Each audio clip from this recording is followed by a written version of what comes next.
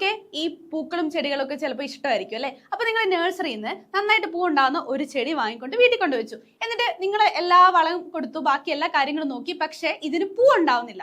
അപ്പൊ ഇതിന് പല റീസൺസ് ഉണ്ടാവും. പക്ഷെ ഇതിലെ ഒരു ഇമ്പോർട്ടന്റ് ആയിട്ടുള്ള റീസൺ ആണ് ഞാൻ ഇന്ന് പറയാൻ പോകുന്നത്. And that is nothing but photo periodism. അപ്പൊ എന്താണ് ഈ ഫോട്ടോ പീരിയോഡിസം? എങ്ങനെയാണ് ലൈറ്റ് പ്ലാന്റ്സിന്റെ ആനിമൽസിന്റെ ഒക്കെ ലൈഫ് പ്രോസസ്സിൽ ഇൻവോൾവ് ചെയ്യുന്നത്? ആ ഒരു ഫിസിയോളജിക്കൽ ഫിനോമിനയാണ് നമ്മൾ എന്ത് പറയുന്നത്? ഫോട്ടോ പീരിയോഡിസം എന്ന് പറയുന്നത്. അപ്പൊ ഇതിന്റെ ഒരു ബേസിസിൽ നമുക്ക് പ്ലാന്റ്സിനെ 3 ആയിട്ട് ഡിവൈഡ് ചെയ്യാൻ പറ്റും. അത് ഏതൊക്കെയാണ്? ഒന്ന് ലോങ് ഡേ പ്ലാന്റ്സ്, ഒന്ന് short day plants and day neutral plants. അപ്പൊ ലോങ് ഡേ എന്ന് പറഞ്ഞാൽ എന്താണ്? അവിടെ ലൈറ്റിന്റെ ഡ്യൂറേഷൻ കൂടുതൽ വേണം. ഷോർട്ട് ഡേ എന്ന് പറഞ്ഞാൽ എന്തായിരിക്കും? അവിടെ ലൈറ്റിന്റെ ഡ്യൂറേഷൻ കുറച്ചു മതി. ഡേ ന്യൂട്രൽ എന്ന് പറഞ്ഞാൽ എന്താണ്?